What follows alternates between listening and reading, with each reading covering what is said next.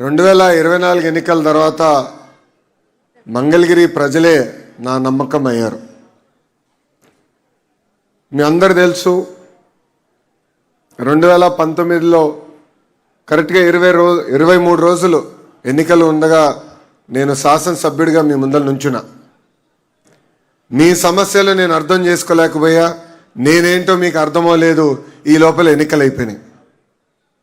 5300 ఓట్లతో ఓడిపోయా. ఓడిపోయిన రోజు బాధ ఆవేదన నాకు కలిగింది.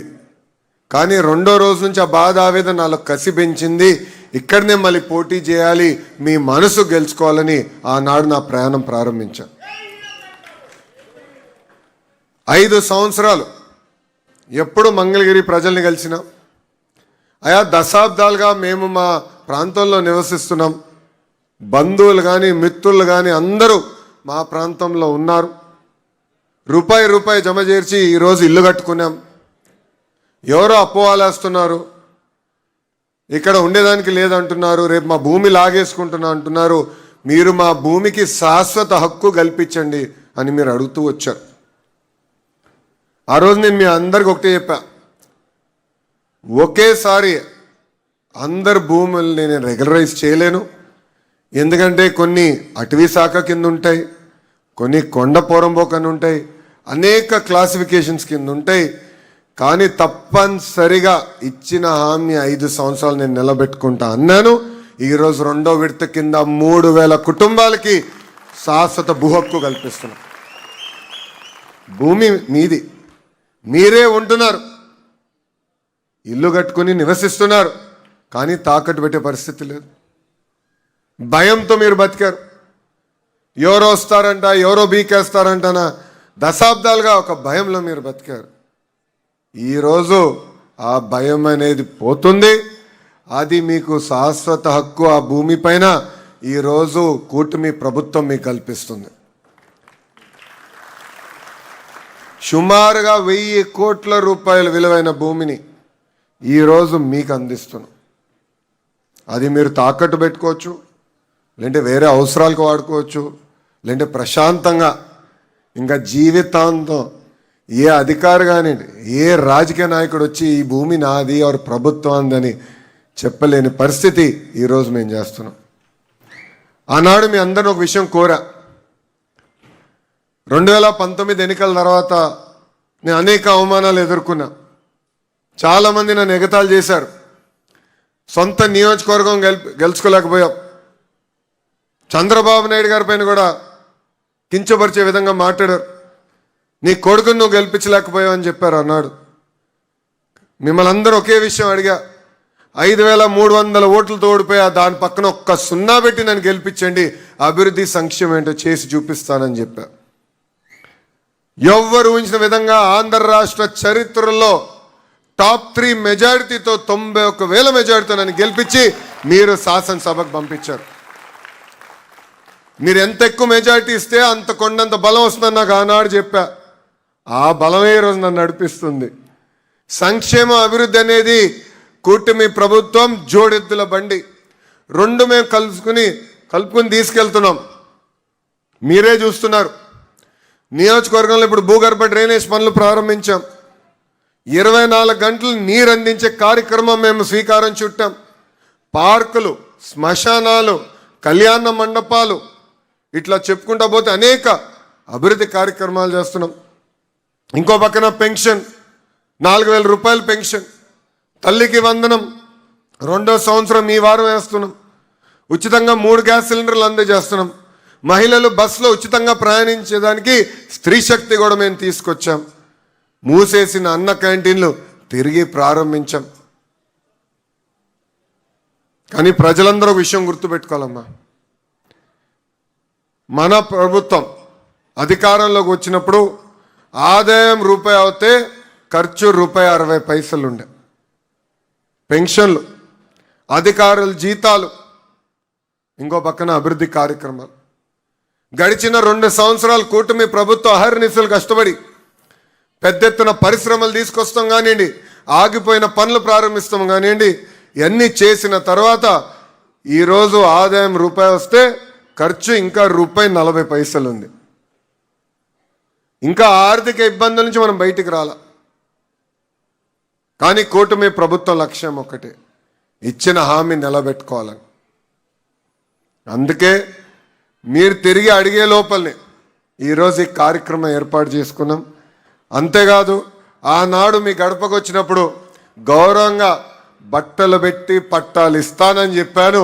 ఆ హామీ ఈరోజు మీ లోకేష్ నిలబెట్టుకుంటున్నాడు. అమ్మా, మీరందరూ చూస్తున్నారు, ఆంధ్ర రాష్ట్రంలో 3 పార్టీలు కలిసికట్టుగా పనిచేస్తున్నాయి. ఒక పక్కన తెలుగుదేశం పార్టీ, ఇంకో పక్కన జనసేన పార్టీ, అదేవిధంగా భారతీయ జనతా పార్టీ కలిసికట్టుగా పనిచేస్తుంది. ఢిల్లీలో కూడా ఎన్డీఏ ప్రభుత్వం ఉంది. ఇదే డబుల్ ఇంజిన్ సర్కార్ అంటారు. ఎందుకంటే అభివృద్ధి సంక్షేమం చేయాలంటే కేంద్ర ప్రభుత్వం సహకారం చాలా చాలా అవసరం. ఈరోజు గౌరవ ప్రధానమంత్రి శ్రీ నరేంద్ర మోడీ గారు ఆంధ్ర రాష్ట్ర ప్రజల కోరికలన్నీ ఒక పద్ధతి ప్రకారం తీరుస్తూ వస్తున్నారు. సౌత్ కోస్ట్ రైల్వే జోన్ ఏర్పాటు చేయాలని 3 దశాబ్దాలుగా మనందరికీ ఉన్న కళ, అది నెరవేర్చిన వ్యక్తి గౌరవ ప్రధానమంత్రి శ్రీ నరేంద్ర మోడీ గారు. పోలవరం, అమరావతికి పార్లమెంట్ ద్వారా ఆంధ్ర రాష్ట్రానికి శాశ్వత రాజధాని అని అమరావతి తీసుకొచ్చిన గొప్ప వ్యక్తి నరేంద్ర మోడీ గారు.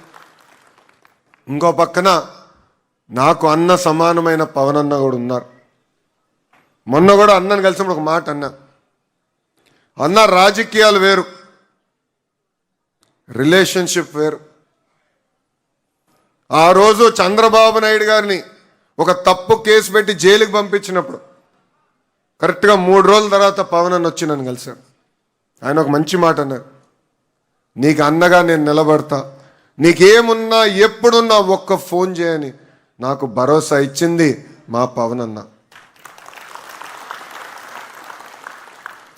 ఈరోజు క్యాబినెట్ మీటింగ్లో మంగళగిరి పనులు వస్తూ ఉంటాయి. 100 పడకల ఆసుపత్రి కానివ్వండి, మిగతా కార్యక్రమాలు వచ్చినప్పుడు నా ఎదురుగా అటు పక్క కూర్చుని ఉంటారు. ఆయన నా వైపు చూసి బాగా నవ్వుతారు, అన్నీ నువ్వు పట్టుకెళ్తున్నావా అన్నట్టుగా. అంటే అందరం కలిసి పనిచేస్తున్నాం, పోటీ పడి పనిచేస్తున్నాం. రాష్ట్రాన్ని అభివృద్ధి చేయాలి, దారి తప్పిన రాష్ట్రాన్ని సరైన దారిలో పెట్టాలి లక్ష్యంతో మేమందరం పనిచేస్తున్నాం. ఇంకా మీ లోకేష్ మీరిచ్చిన బాధ్యతని ఒక పద్ధతి ప్రకారం ముందరికి తీసుకెళ్తున్నారు. నేను ఆనాడు కూడా చెప్పా, మంగళగిరి ప్రజలు హాయిగా బతకాలి, రాజకీయ ప్రమేయం ఉండకూడదు, రోజువారీగా చల్లగా ఉండాలి, అభివృద్ధి సంక్షేమంతో పాటు మన పిల్లలకి పెద్ద ఎత్తున ఇక్కడనే ఉద్యోగాలు ఉపాధి కల్పించే లక్ష్యంతో నేను ఈరోజు పనిచేస్తున్నాను.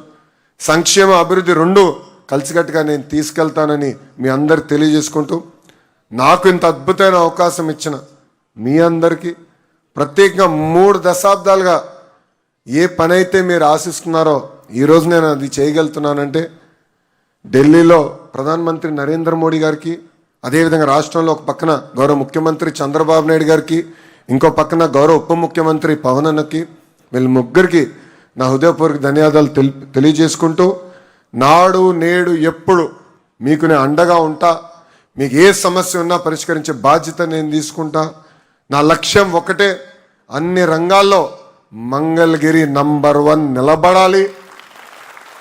కేవలం ఆంధ్ర రాష్ట్రం కాదు, భారతదేశంలోనే ఒక ఆదర్శ నియోజకవర్గం ఏదంటే దాని కేర్ ఆఫ్ అడ్రస్ చిరునామా మంగళగిరి చేయాలనేదే మీ లోకేష్ లక్ష్యమని ఈ సభాముఖంగా తెలియజేసుకుంటూ, తల్లి ఇక్కడ ఉన్న వాళ్ళందరూ ఒక్క విషయం ఆలోచించమంటున్నా.